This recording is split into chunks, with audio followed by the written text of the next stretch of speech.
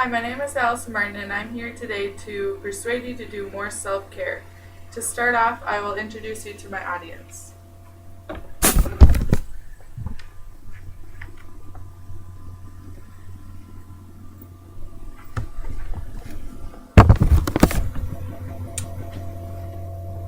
Alright, so self care is this idea that you would do something, maybe an hour or two, for yourself every day.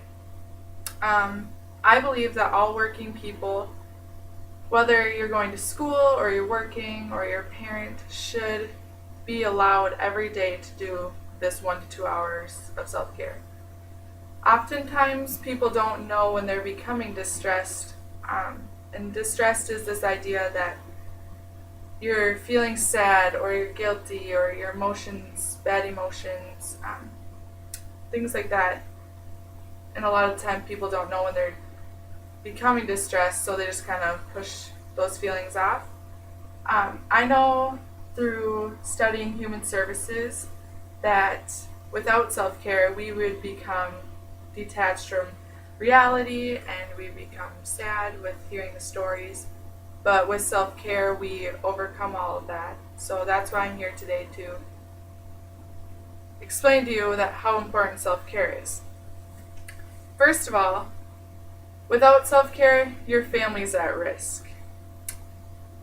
And I know that family is the heart of everyone's daily life for the most part.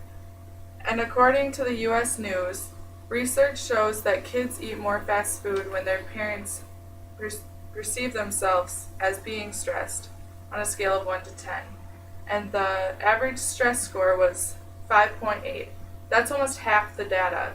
So if you think doing more self-care, your kids would be eating healthier, you would be healthier, your family as a whole would be healthier. Studies also show that people who enjoy close ties with friends and family are more happier and have fewer health problems. So as you can see, if your kids are eating fast food, then they're not healthy, but if you're doing self-care and everyone's healthier, then the family's happier. Not only is your family at risk, but your community is at risk. Last year in the United States, 80% of workers felt stress at their job. Nearly half say that they need help managing their stress levels. So with this self-care, doing that daily thing that makes you happy, reading a book, exercising, being with family, your community could be better off, your job would be better off. And according to a researcher for the Personality Research.org, they found that people who have depressive disorders or show signs of stress are found to test low in social activities, networking, family activities, yet they test high in family argument. So with this self-care, you would reduce the stress, you would reduce risk, and your family would be more happy. Last, your personal, you as a person are at risk.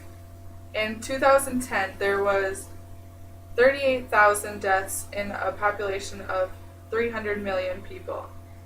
The rate per 1,000 people was 12.4 for suicide in the United States. And you might wonder why I'm going to the extreme of suicide, but from my survey that we did earlier this week through SurveyMonkey, 25 plus hours a week were being set aside for people's jobs. 80% had at least one child in the home. People said that they weren't doing self-care now because family, household chores, kids, school, things like that, but those are just excuses. There is no excuse for being happy. My last note for the day is do self-care because your family, your community, and you will be more happy.